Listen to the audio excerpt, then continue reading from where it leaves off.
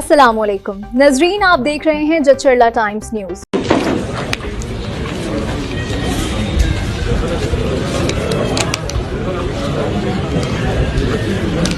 Media మిత్రులందరికీ print and electronic media photo video జర్నలిస్టులందరికీ నమస్కారం। ముఖ్యంగా ఎంతో శ్రమ పడి పార్టీ కష్టపడి గెలిచినటువంటి మా కార్పొరేటర్లందరూ 16 మంది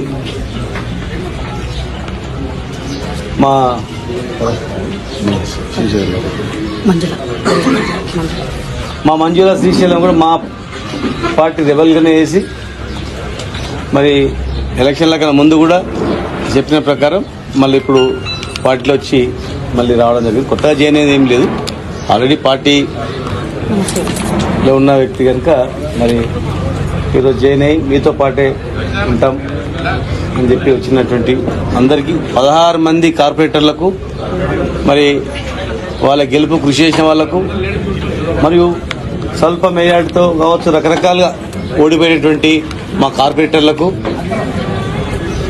సహకరించిన వ్యక్తులకు అందరికీ కూడా పేరు నమస్కారం। రాష్ట్రంలో బీఆర్ఎస్ ప్రభుత్వాన్ని మన బీఆర్ఎస్ పార్టీని ఎదుర్కోవడానికి సిద్ధాంతాలకు అగెనిస్ట్ గా ఈరోజు ఇక్కడ మహబూబ్నగర్లో చాలా ప్రాంతాల్లో అన్ని పార్టీలు ఐక్యమై మరి బీఆర్ఎస్ ఓడించడానికి ప్రయత్నం చేశారు। కాంగ్రెస్ ప్రభుత్వం ముఖ్యంగా అధికారాన్ని ఉపయోగించుకొని పోలీసులను ఉపయోగించుకొని ఓటర్లను అనేక రకాలుగా భయపెట్టించి మభ్యపెట్టి కొంతమంది పోలీస్ అధికారులు దురుసుగా ప్రవర్తించి ఓట్లు వేయాలి గెలవకపోతే మీ సంఘం చూస్తామని భయపెట్టించి భయభ్రాంతులకు గురి చేసి ఎన్నో దగ్గరుండి ఎన్నో నీచమైన పనులు కూడా చేసి కొంతమంది మరి ఎన్ని చేసినా కూడా ఓటింగ్ శాతంలో చూస్తే దాదాపు ఒక 5% డిఫరెన్స్ ఉంటుంది, అంతే 5-6%। 2027లో మేము ప్రభుత్వంలో ఉన్నప్పుడు ఉమ్మడి జిల్లాలో ఒక 5% కూడా లేదు గెలిచినటువంటిది। ఇవాళ 2.5 సంవత్సరాల్లోనే దాదాపు 30% వరకు బీఆర్ఎస్ పార్టీ నాయకులు గెలవడం, ఓడిపోయినా కూడా స్వల్ప మెజార్టీతో। ఈరోజు మేము దాదాపు 5 సీట్లు 50 ఓట్ల లోపల, ఇంకొక 3 100 లోపల, దాదాపు 100-120 లోపల మేము 10 సీట్ల వరకు మేము కోల్పోవడం జరిగింది। అంటే మద్యము, డబ్బు, అధికార దుర్వినియోగము, ఎలక్షన్ ఫిర్యాదు చేసిన బ్యాలెట్ నెంబర్లో 2 ఇచ్చి తర్వాత 3లో పెట్టిన ఇష్టానుసారంగా వివరించినా కూడా మరి 16ను బీఆర్ఎస్ పార్టీ కైవసం చేసుకోవడం జరిగింది। గెలిచినటువంటి వాళ్ళందరూ కూడా నిబద్ధత గల వ్యక్తులు, కష్టపడినటువంటి వ్యక్తులు, ముఖ్యంగా యువకులు రావడం జరిగింది। మహిళలు కూడా మంచి చదువుకున్నటువంటి వాళ్ళు, ధైర్యవంతులు చాలా మంది కూడా ముందుకు రావడం జరిగింది।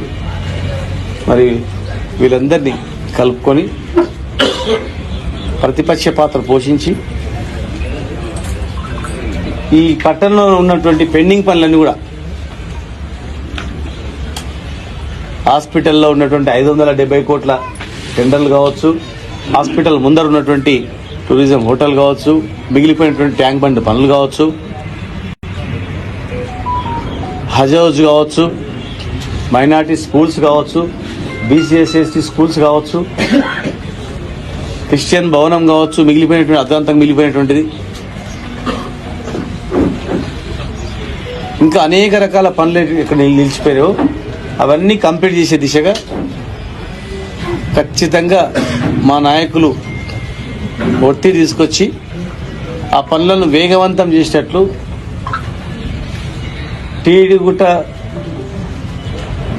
చిందార్పల్లి దగ్గర మిగిలిపోయినటువంటి బైపాస్ రోడ్ను కంప్లీట్ అటు అప్పన్నపల్లి కలిపేటట్లు, ఆ మిగిలిపోయిన ఆ పని కూడా కంప్లీట్ అయ్యేటట్లు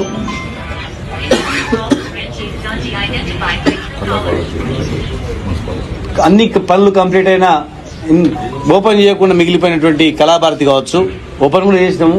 జస్ట్ అలా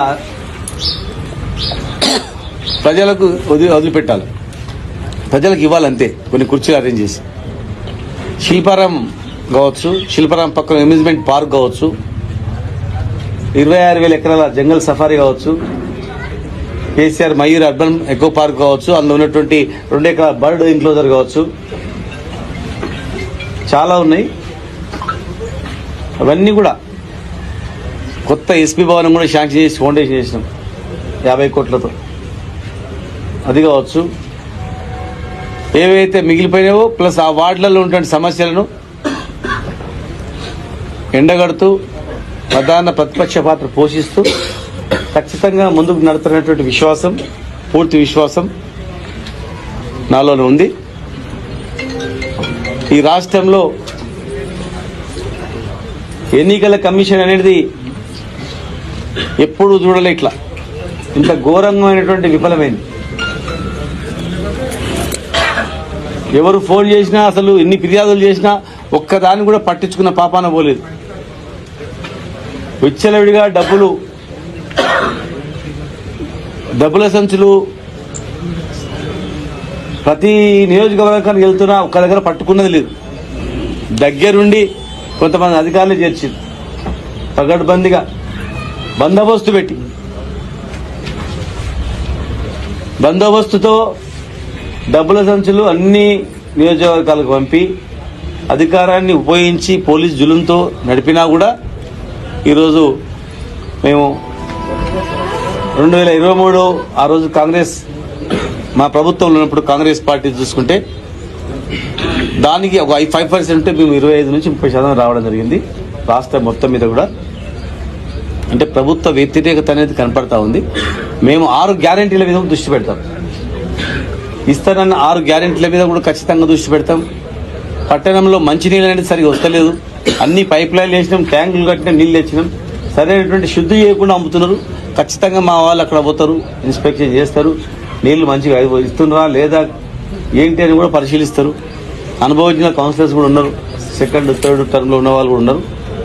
మరి మంచినీటి పైన అదేవిధంగా అండర్ గ్రౌండ్ డ్రైనేజ్ కూడా 300 కోట్లతో నేను ఉన్నప్పుడే జియో తెచ్చినాం. దాన్ని వాళ్ళు జియో నెంబర్ మార్చి వాళ్ళ డేట్లు వేసుకున్నారు. అయినా ఆ జియోలో కూడా మేము తెచ్చిన జియో నెంబర్ ఉంది దానిలో, ఆ జియోలో కూడా. దాన్ని కూడా మేము అండర్ గ్రౌండ్ డ్రైనేజ్ కూడా కంప్లీట్ చేయాలని చెప్పి ఒత్తిడి తీసుకొస్తాం. రాష్ట్రంలో అన్ని మార్కెట్లు కూడా కట్టినాం. మేము మార్కెట్లుగానే ఉండాలా. మార్కెట్లను ఏదో మారుస్తామంటే మార్కెట్ డిజైన్ వేరే ఉంటుంది, స్కూల్ డిజైన్ వేరే ఉంటుంది, గ్రంథాలయం డిజైన్ వేరే ఉంటుంది, ఇల్లు డిజైన్ వేరే ఉంటుంది, జైలు డిజైన్ వేరే ఉంటుంది, బందర్దొడ్డి డిజైన్ వేరే ఉంటుంది, బాత్రూమ్ డిజైన్ వేరే ఉంటుంది. ఇది ఏ దాన్ని కట్టింది దానికే ఉపయోగించాలి. మేము కూడా మనసులోనే కనుక అలాంటిది కట్టేటట్టు మార్కెట్లు కూడా అన్ని ఇచ్చేటట్లు, మార్కెట్లో ఉన్నటువంటి ఆరకటికలకు, మా ముదిరాజులకు, చేపలు, మిగతా కులాలకు, అన్ని వర్గాలకు కూడా అందేటట్లు మేము ఖచ్చితంగా కూడా మేము కంప్లీట్ చేయకుండా మధ్యలో ఆగిపోయినటువంటి పనులను ముందుగా అయ్యేటట్లు 6 గ్యారెంటీలు అమలయ్యేటట్లు రాష్ట్ర వ్యాప్తంగా కూడా కాంగ్రెస్ పార్టీ ఇచ్చినటువంటి హామీలు అమలయ్యేటట్లు రాష్ట్ర వ్యాప్తంగా కూడా మేము కార్యక్రమాన్ని నిర్వహిస్తాం. 42% బీసీలకు రిజర్వేషన్ ఇస్తా అని చెప్పి మరి చట్టబద్ధత ఇవ్వకుండా పోవడం జరిగింది. మళ్ళీ ఇప్పుడు జెడ్పీ ఎంపీపీ ఎలక్షన్స్లో కూడా పోవాలని చూస్తూ ఉంది. జెడ్పీటీసీ ఎంపీపీలు కూడా రిజర్వేషన్ మొత్తం కూడా డ్రా ద్వారా తీయడం జరిగింది.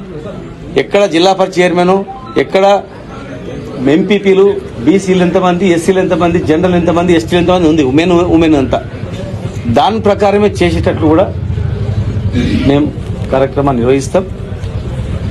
మరి ఈ జిల్లాలో అన్ని మున్సిపాలిటీలలో గెలుపు కృషి చేసినటువంటి వాళ్లకు, రాష్ట్ర వ్యాప్తంగా